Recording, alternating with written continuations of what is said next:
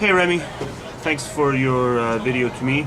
It was interesting and kind words and all that kind of stuff. I will say I did do a response to you initially, walking video, but I went back and I saw Amendum's video to you, which he told me not to watch, and I didn't watch, but then I ultimately watched it. Obviously I was going to watch his before posting mine to you, and yeah, some points were a bit too identical, so I decided not to post that one, and I decided to do a completely new one.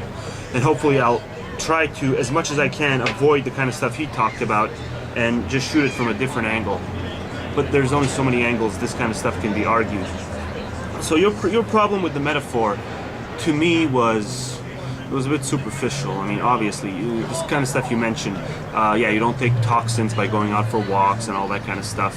And that's not really what the metaphor is supposed to do. I mean, you argued the little bits and details that doesn't really make up what the metaphor is intended to do in the first place. Sorry about the noise outside, I'm on a balcony. You know, the metaphor is supposed to give you an well, I'll just argue from my own perspective. Before I ever saw any of these videos, before I even knew there was anybody arguing for this kind of stuff, I remember talking to people and trying to convince them that having kids was an unnecessary risk to take. And the lack of success I would have was very frustrating, because I didn't even feel that the debate was being propelled, elevated past point A. I felt as though these people were... He's coming over here, so I guess I have to show him now, but I'm over at my mom's, so I'm house sitting, so this is her cat, and I have to watch this guy every time she goes on vacation. So not only am I house sitting, but I'm cat sitting. So yeah, identical to Santino, isn't he? Common breed, but I mean, even though it's a common breed, it's still pretty fucking identical. But anyway, back to the point. Yeah, I would argue with people. I would try to convince them why having kids was a horrible risk that didn't really need to be taken, and it was just so frustrating that I couldn't get through to any of them. And I was always trying to find the right way to put it to myself as to what's wrong with these people. And then I saw Gary's analogy of it, and the analogy just fits so well. It's like they're on a completely different planet. And why do they do it?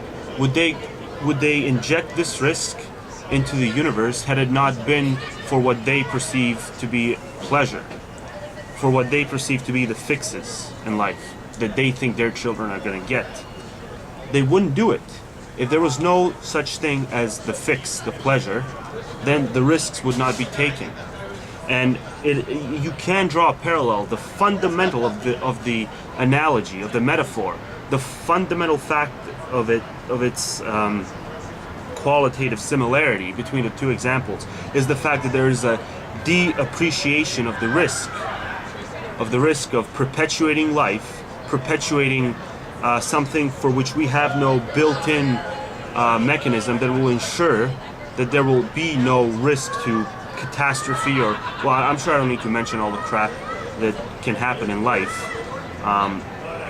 And that's pretty much what the drug addict does. Well, the potential drug addict does when he takes his first sniff of whatever, is that he thinks, oh great, now he's meowing, is that he thinks that, I mean, how many drug addicts, when they take their initial, first sniff of heroin, how many do so with the intention of, how many do it knowing full well that they're going to end up heroin addicts?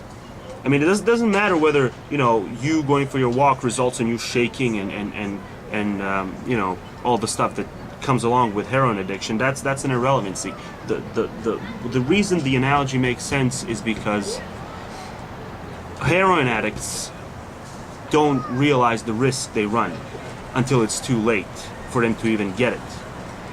And that's exactly what we do when we justify to ourselves injecting life in the universe. And you bring the logical argument to them, you bring the fact that there's no guarantees of avoiding something that can be I can't even describe how horrible it can be, and yet it's still not good enough, and it will still have the kid. And you can sort of do that with a person on heroin. they're so addicted that they can't appreciate the fact that that risk they took didn't need to be taken in the first place. So anyway, but I mean, I'm not even going to get into the stuff when you mentioned somehow, you know, there's a trespass in logic with us tracing our origins to our behaviors, or the fact that our origins are unintentional. We didn't need to exist. There was nothing running the freaking wheel other than a crude force that was completely void of judgment.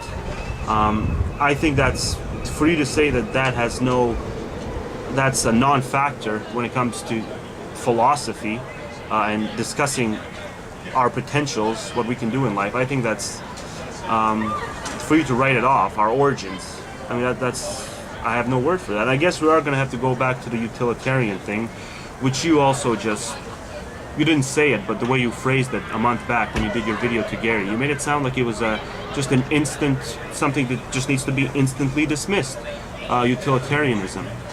Whereas from my perspective, if you're gonna have a philosophical discussion, you are gonna have to do the utilitarian thing, because it's not about a narrow perspective such as, well, if I have dinner and if I go for a nice walk, well then yeah, I need to, you know, it needs to keep, it's been happening for hundreds of thousands of years and it just needs to keep happening even more.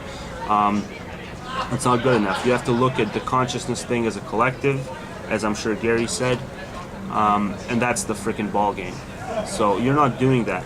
Your video consisted of an example that, yeah, obviously there's so many people donate blood, people adopt, people, you know, they adopt animals even. Look, people can do a lot of great stuff, but I'm just saying the janitor analogy, I'll bring that up. I mean, if we don't inject life into the next generation, there's nothing that we need to clean up to begin with. So much like if the heroin addict never does heroin, there's no addiction that he's going to have to get unaddicted from. And it's just as simple as that. The analogy stands, the metaphor stands,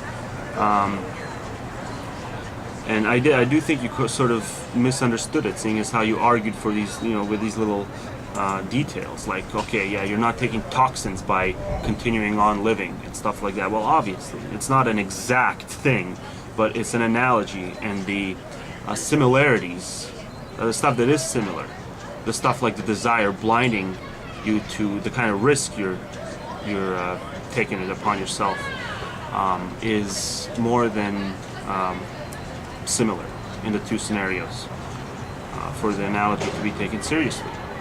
So anywho, that's probably it. I'll do another bit with the cats. Come here, fucker.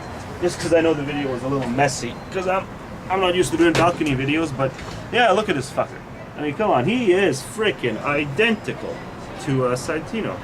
So that's pretty freaking hilarious. Come here. But he doesn't like being held, so I can't really keep him in the shot. And he's not as tense as he is right now. I don't know why he's so tense right now, but look in the camera, fucker. Look in the camera. Look in the camera. Okay, he doesn't want to. Ow! Okay, get the fuck up. Jump down. Alright.